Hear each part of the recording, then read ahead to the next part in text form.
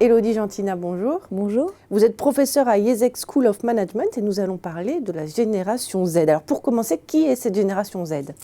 Les Z sont des individus nés après 1995, qu'on appelle aussi les digital natives. Ils sont nés avec le numérique. Tout ça, c'est venu bouleverser les pratiques en entreprise au-delà des frontières. En Chine, les Z portent le joli nom de Dituzhu, ceux qui ont la tête baissée sur leur appareil pour consulter les messages de leurs amis sur les réseaux sociaux ou encore envoyer des selfies. Au UK, c'est la génération Mimimi, régie par l'individualisme et la quête de liberté. En Allemagne, il s'agit de la génération poule mouillée, car elle a plus peur du risque que les jeunes Européens. Et les Allemands se montrent plus réticents à envisager la création d'entreprises, 30% contre 47% en France. Alors, on dit que les Z sont rebelles, digitaux, vous l'avez dit, narcissiques, zappeurs.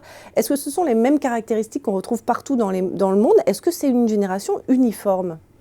Alors, en effet, quel que soit le pays d'appartenance, tout contribue à penser que les jeunes sont uniformes. Ils ont tous leur iPhone, leur iPad, ils s'habillent tous avec les mêmes marques, ils vont tous chez Starbucks, McDo, ils s'identifient aux mêmes stars et ils tombent sous l'emprise des médias et des réseaux sociaux. Alors justement, est-ce que vous avez décelé des spécificités propres à chaque culture ?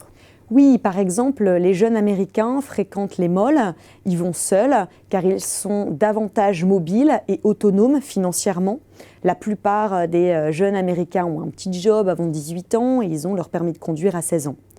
A l'inverse, les jeunes Européens s'adonnent au shopping dans les boutiques ou dans les centres-villes, mais eux, ils ont davantage besoin de leurs parents pour le passage en caisse et ils sont plus dépendants affectivement et financièrement de leurs parents. Quant aux jeunes Chinois, ils achètent surtout en ligne. Il faut dire que le système d'école en Chine est très dur. Ils passent en moyenne entre 12 et 15 heures à l'école, ce qui laisse très peu de temps aux loisirs comme le shopping, d'où l'essor du e-commerce aujourd'hui avec Alibaba, Taobao, Fubao. En un seul clic, l'achat est réalisé via un système de paiement local, directement relié au compte bancaire. Et donc, c'est un gain de temps. Les Chinois achètent en ligne et les produits commandés sont livrés en un temps record dans tout le pays pour ces jeunes. Alors, quel va être l'impact de ces différents comportements sur le management en entreprise ? En d'autres termes, est-ce qu'il faut mener différentes politiques RH ? Alors, la clé de réussite est de miser sur un jeu dual entre deux composantes, le local et le global, connu sous le terme de glocalisation. Alors, par exemple, d'un point de vue global, je préconise d'aller là où les jeunes se trouvent, c'est-à-dire sur les mobiles et sur les réseaux sociaux, sur les chatbots, les messageries instantanées et les réseaux sociaux comme Snapchat ou encore Instagram.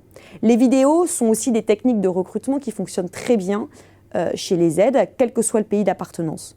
Malgré tout, il existe bien évidemment des différences culturelles dans les modes de management et on peut prendre l'exemple du rapport à la hiérarchie et à l'autorité qui est différent entre les pays individualistes et les pays collectivistes. Dans les pays collectivistes comme l'Asie, puisque la culture des ancêtres est liée au bouddhisme, au respect du père inspiré de la morale confucianiste ou encore la dépendance affective avec Hamae au Japon, on est sur les bases d'un modèle familial au Japon ou en Chine et le talent de réussir à transmettre un sentiment d'approbation est détenu par le manager qui a ce pouvoir de référence.